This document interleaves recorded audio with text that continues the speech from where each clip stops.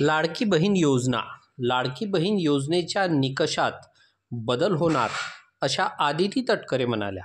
तर बघा, आज आपण isakal.com या वेबसाईटवर आलेली ही जी न्यूज आहे, ही आज या न्यूजबद्दल आपण थोडी माहिती घेणार आहे. तर बघा,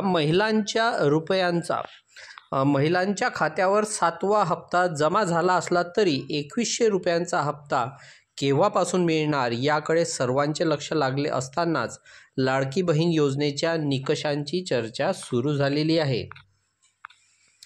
तर महायुती सरकारसाठी गेम चेंजर ठरलेली लाडकी बहीण योजना पुन्हा चर्चा सुरू झाली आहे. तर महिलांच्या खात्यावर 7वा हप्ता जमा झाला. सर्व महिलांना 1500 रुपये असा 7वा हप्ता आता लगेच 2 दिवसाच्या आधी त्यांना मिळालेला आहे.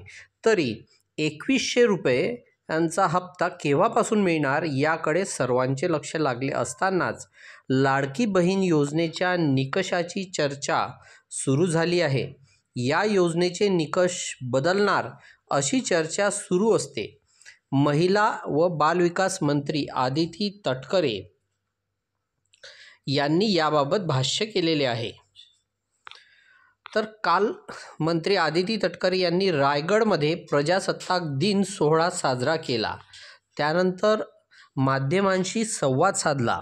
यावेळी मंत्री आदिती तटकरे म्हणाल्या, राज्यात सुरू असलेल्या लाडकी बहीण योजना तशी सुरू राहणार आहे व या सरकारने एकही निकष बदललेला नाही. पुढेही या योजनेचे निकष बदलले जाणार नाहीत. तर बघा, या पद्धतीची बातमी आदिती तटकरे यांनी दिलेली आहे. चालू वर्षात 2,41,00,000 लाडक्या बहिणींना लाभ मिळाला आहे. या लाडक्या बहिणी स्वतःहून पुढे येऊन प्रगतीबाबत सांगत आहेत. तसेच अनेक महिलांना स्वतः लाभ नको म्हणून सांगितले आहे. पण विरोधकांना या योजनेमुळे धडकी भरली असून ते योजनेबाबत चुकीचा प्रचार करत आहेत, असे आदिती तटकरे म्हणाल्या. पद्धतीची माहिती आपण आपल्या या व्हिडिओवर देत असतो. तर चॅनलला लाईक करा, शेअर करा आणि सबस्क्राईब करा. तर नमस्कार मित्रांनो, आपला यूट्यूब चॅनलमध्ये तुम्हा सर्वांचं स्वागत आहे. तर बऱ्याचशा नवीन अपडेटची माहिती आपण आपल्या या चॅनलवर देत असतो आणि तुमचा मिळालेला जो भरभरून प्रतिसाद आहे त्याबद्दल धन्यवाद. असाच सपोर्ट तुम्ही आम्हाला आमच्या चॅनलला नक्की करत चला.